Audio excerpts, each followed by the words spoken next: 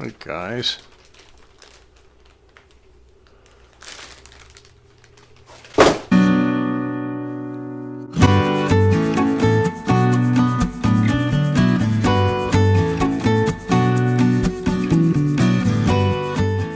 Alright guys.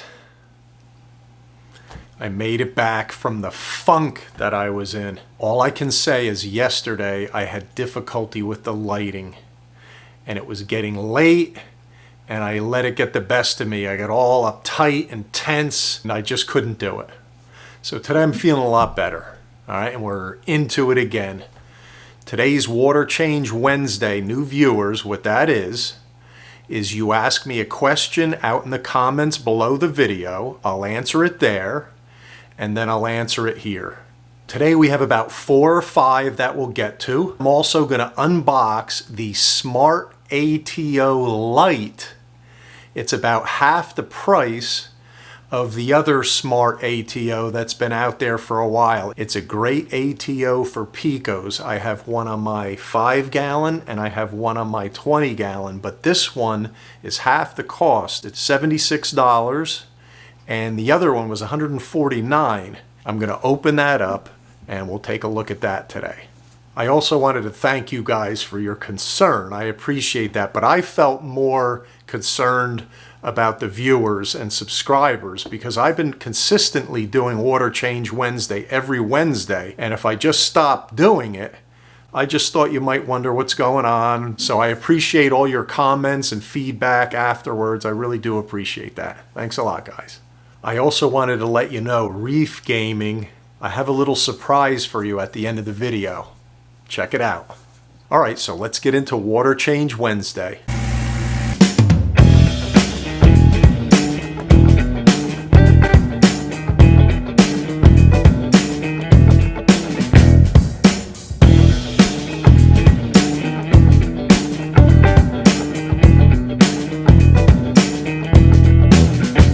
All right, so let's get into the questions. Alex asks, is it possible for DKH to increase without dosing alkalinity or doing a water change? And he said, I don't understand how DKH could rise this much over a short period of time without introducing it to the system. His question is, do other parameters have an effect on DKH? This is the way I can relate DKH to you. Coral growth, especially the SPS, require calcium, DKH, or alkalinity.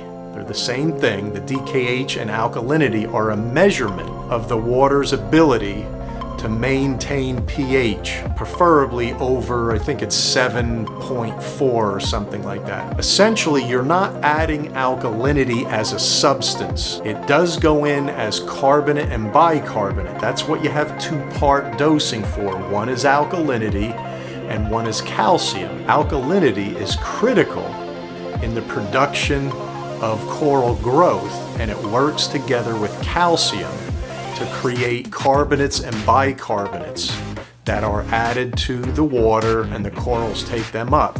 So what can happen is if your pH is low, DKH or alkalinity can fluctuate, can go really high and it can sometimes go low. What I think happened in his tank, he may have a low pH and your corals are not absorbing as much calcium. Your alkalinity is rising. All right, so here it is, guys, fresh from Amazon Prime.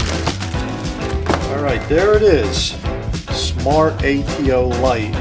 So here we go. It comes with,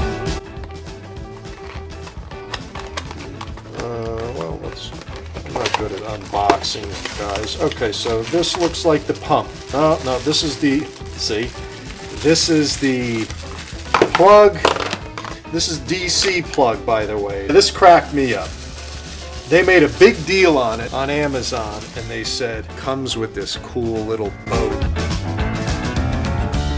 All right, so here's the pump, same as the other one. These are tiny, and it has an 8-foot head pressure, and somebody might say right away, some of you guys that are on top of my videos, why don't you use that for the Pico?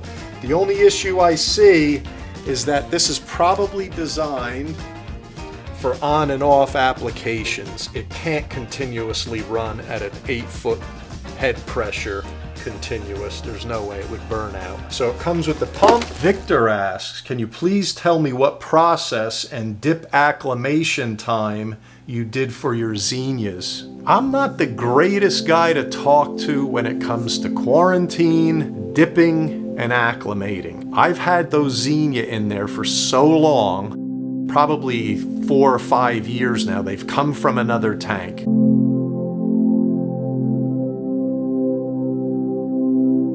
What I usually do with the introduction of coral is basically temperature acclimate, and sometimes I'll remove some of the water in the bag and then I'll refill it with water from the tank. The things that are harmful to corals when you introduce them into your tank obviously is water temperature, salinity, and also a quick increase in DKH or pH. I've never had any problems introducing any corals other than do water temperature and do this mixture for about 30 minutes. Simulated Reality says, I never thought to put an air stone in my mix bucket, salt water mix, but I'm guessing that the air stone helps bring up the pH. That's exactly what it does. Not a great deal. Most of your oxygenation comes from the water surface in your water makeup, or really anything in your tank. You're getting most of it there. An air stone in your salt water mix helps oxygenate it a little bit. It helps dissolve the salt a little quicker, and it may have an effect on raising the pH a little bit. I can't review it, guys, because I haven't used this particular one. I know the other ones are awesome. I've never had any trouble. Here's the magnet, and this goes on the inside, and then this connects up to your pump. One goes to your pump, and one goes to the AC. Comes with hose, and this thing's good. It's a hose connector. It enables you to connect it to the rim of your aquarium, and then the hose goes up and over. Broke Reefer Man 45 asks me if I'm going to have LPS or just softies. And I think what I'm going to do is maybe both. I want something really colorful up there, so the softies that I do have already, if I'm going to frag some and not want to just toss them out, I may add some LPS in there. He mentioned some Defilia. I may want to go with some bright and colorful LPS, so we'll see. I haven't decided yet. So there you go. Smart ATO AutoAqua Smart ATO Lite.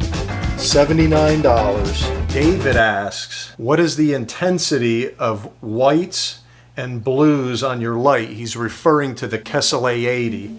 He has a Kessel 160, but I'm aware that they operate the same way. I believe the 160 is a better light. The way I set my Kessel in here and in this one, and this I also have the AI Prime mixed with it, but I keep them on the same settings.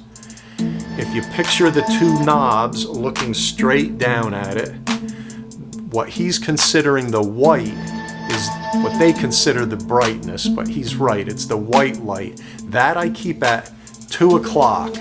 I'm looking down at it now, 2 o'clock, and I keep the blue at about 10 o'clock. So I actually had a video and my hands were like this. This is my setting for the Kessel if you're looking down at it.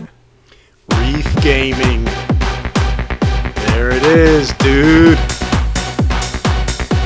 My back problems are over.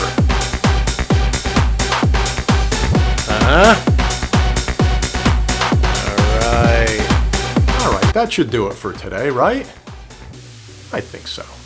All right, so have a great rest of the evening, and I should see you on Sunday. Take care now.